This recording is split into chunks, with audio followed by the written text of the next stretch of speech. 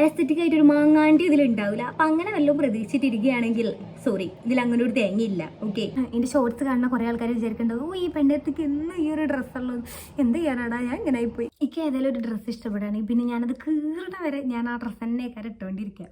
പിന്നെ ഹസ്ബൻഡിനും എൻ്റെ ഉമ്മക്ക് തീരെ ഇഷ്ടമല്ല. ഹസ്ബൻഡാണെങ്കിൽ പറയും ആ ഡ്രസ്സില്ലാത്ത ഏത് വേണമെങ്കിലും ഇട്ടോ തരും. ഉമ്മ പിന്നെ അങ്ങനെയല്ല, 1-2 വട്ടം പറയും. പിന്നെ കേട്ടില്ലെങ്കിൽ പിന്നെ എന്തെല്ലാം കാലം എടുക്കാനോ കൈ തുടക്കാനോ നിലത്തെടുക്കാനോ ഒക്കെ ആയിട്ട് പിന്നെ ഇങ്ങനെ കിടക്കുന്നതാണ്.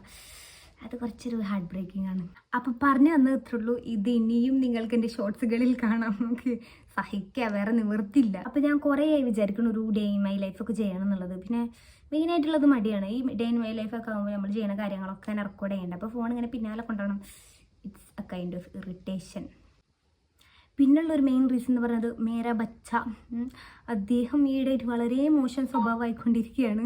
സത്യം പറഞ്ഞാൽ ബേബി ആയതിൻ്റെ ശേഷം താളം തെറ്റിൻ്റെ ജീവിതം ഒന്നും കൂടെ നല്ല രീതിയിൽ താളം തെറ്റിയെന്ന് വേണമെങ്കിൽ പറയാം. ഇപ്പം എൻ്റെ ഡെയിലി റൊട്ടീനൊക്കെ ഇപ്പം അദ്ദേഹത്തിൻ്റെ റൊട്ടീൻ അനുസരിച്ചും അദ്ദേഹത്തിൻ്റെ കാര്യങ്ങളനുസരിച്ചിട്ടും മാറിക്കൊണ്ടിരിക്കുകയാണ്. അപ്പം അങ്ങനെ വലിയ വലിയ ആഗ്രഹങ്ങളൊന്നുമില്ല. രാത്രി ഒരു 10 മണിക്ക്, ഒരു 10:30 കിടന്നിട്ട് ഒരു പുലർച്ചെ ഒരു 7 മണി 7:30 ആ ഒരു ടൈമിൽ അങ്ങനെ ഒരു കണ്ടിന്യൂസ് ആയിട്ടുള്ളൊരു സ്ലീപ്പ് കിട്ടണം. അതൊക്കെയാണ് ഇപ്പോൾ ഒരു ലക്ഷറി ആയിട്ടുള്ള ആഗ്രഹം. ബിക്കോസ് അങ്ങനെയൊക്കെ ഉറങ്ങിയ കാലം സത്യം പറഞ്ഞാൽ മറന്ന്. ഇപ്പം എൻ്റെ മിക്ക രാവിലെയുള്ള കണി ഇതൊക്കെ തന്നെയാണ്. എൻ്റെ അനുഭവത്തിൽ നിന്ന് മനസ്സിലായ ഒരു കാര്യമാണ്, കുട്ടികൾക്ക് കുറേ പൈസ ചിലവാക്കിയിട്ട് കളിക്കണമെന്ന് വാങ്ങി കൊടുക്കേണ്ട ഒരാവശ്യമില്ല. അവർക്ക് പെട്ടെന്ന് മടുക്കും. വല്ല ഉപ്പിയോ പാട്ടയോ അങ്ങനെ എന്തെങ്കിലും കാണാത്ത സാധനങ്ങൾ ഇന്ന് കണ്ടുകൊണ്ടിരിക്കണം. ബ്രേക്ക്ഫാസ്റ്റ് ആയിട്ട് പുട്ടും പപ്പടും ഇരുന്നു. എനിക്ക് പുട്ടിനോട് തീരെ താല്പര്യമില്ലാത്തതുകൊണ്ട് ചെറിയൊരു പീസ് പുട്ടും 2 പപ്പടും എടുത്ത്. ഞാൻ പൊതുവേ ചായ കുടിക്കില്ല, പക്ഷെ പുട്ട് കഴിക്കുകയാണെങ്കിൽ ചായ കുടിക്കും. ഇതിൻ്റെ തരിയെങ്ങാനും തൊണ്ട കുടിക്കാൻ ഡെഡായി പോയി കഴിഞ്ഞാൽ പുട്ട് തൊണ്ടയിൽ കുടുങ്ങി യുവതിക്ക് ദാരുണാന്ത്യം.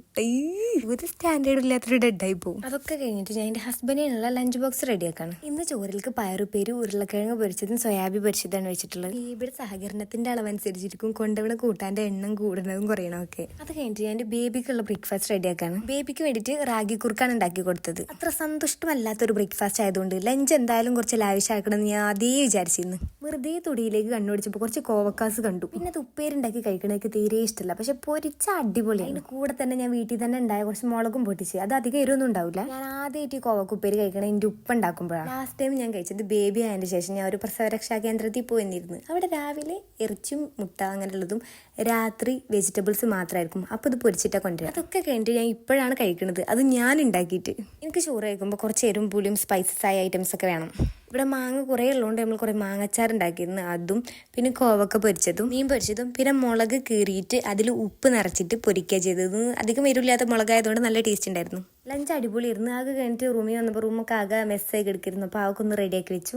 ബേബി നല്ല ഉറക്കിയിരുന്നു. അവന് തൊട്ടിലിരുന്ന് കിടന്നിരുന്നു. അപ്പോൾ ഞാൻ ഒന്ന് ബെഡിലേക്ക് എടുത്ത് കിടത്തി. ഇനി കുറച്ച് അലങ്കോല പടികൾ നടത്താനുണ്ട്. ബേബി ഉറങ്ങി കഴിഞ്ഞാലാണ് എൻ്റെ ഉള്ളിൽ ബ്രൂട്ടീഷൻ ഉണരുക. അപ്പോൾ കണ്ണെഴുതും പിരികെ എഴുതി കൊടുക്കുമ്പോൾ അല്ലെങ്കിൽ ഉണർന്ന് കിടക്കുമ്പോൾ അവനൊന്നിനും സമയക്കില്ല. അപ്പോൾ ഉറങ്ങി കഴിയുമ്പോൾ അതിനൊക്കെ ചെയ്യല്. ഇതിൻ്റെ ബേബിയുടെ വജ്രായുധമാണ്. ഞാൻ കുറേ നാളെ ഇത് വെട്ടാൻ വേണ്ടി നോക്കി നടക്കുകയാണ്. ഫീഡ് ചെയ്യുന്ന ടൈമിൽ നല്ല പിച്ചലും മതിലും കിട്ടലുണ്ട്. അപ്പോൾ അത് വെട്ടി. ഈ ഒരു ഡൂഡിലാർട്ട് ഞാൻ ഒരാഴ്ചത്തോളം ഇതിമ തന്നെ ഇരിക്കണം. സത്യത്തിൽ 1 ഡൂഡിൽ എ ഡേ ചലഞ്ച് എന്നാണ്, പക്ഷെ എന്നെ സംബന്ധിച്ച് 1 ഡൂഡിൽ 1 വീക്ക് ചലഞ്ചാണ്. ഒഴിവ് സമയങ്ങൾ ആനന്ദകരമാക്കാൻ വേണ്ടിയിട്ട് കൊച്ചിൻ്റെ ഡാഡി ഒരു സ്പീക്കർ കൊടുത്തിട്ടുണ്ട്.